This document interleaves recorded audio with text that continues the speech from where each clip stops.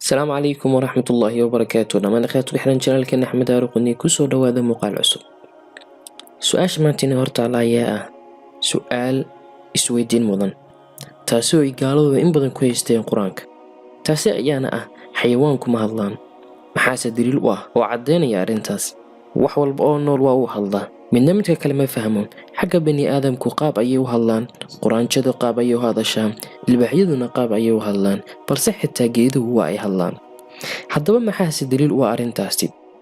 dhab ahaantii arrintan daliilo badan ayaa ku soo arooray weliba xagga qur-aanka. allah waxa uu ku yidhi qur-aankiisa, waxaa nasaha alle dhammaan waxa ku sugan dhulka iyo cirkaba, mana jiro shay ilaa alle ayuu nasahaa isagoo raacinaya mahadnaqiisa, balse ma fahantaan nasahitaankooda. haddaba marka uu nooluhu shay nasahayo waxa ay ka dhigan tahay inuu hadlayo. tusaale labaadna usoo qaadano waa ayaddii suuratu naml. alla waxa uu ku sheegayaa meeshan qiso taasi oo ah in nebi suleymaan calayhi salaam uu soo kulmiyey ciidankiisii, kadibna ay soo baxeen ilaa ay ka yimaadeen waadigii quraanjada, oo ay quraanjo ka mid a kuwaasi ay tiri, quraanjoyinow gala guryaheenna si aysan idin burburin suleymaan iyo ciidamadiisa iyagoo aan idin dareemin.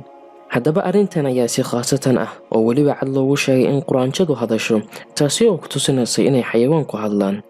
gaalada ayaa ugu jejeysi jirtay in qur-aanka lagu sheegay in quraanjadu hadasho, oo waxay aaminsanaayeen inaysan hadalba, balse daraasad lasoo saaray sanadkii 2009 waxaa lagu sheegay inay quraanjadu isla hadasho.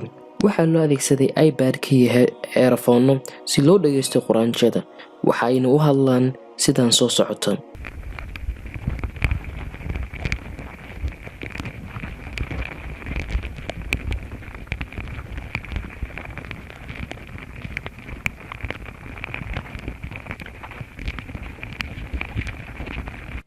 waxaa loo isticmaalay ayaa borograamyada lagu duubo codadka, kaasi oo laga dhigay in ka yar 20,000 oo hertz, kaasi oo ah cod ka yar midka ay bani aadamku maqli karaan.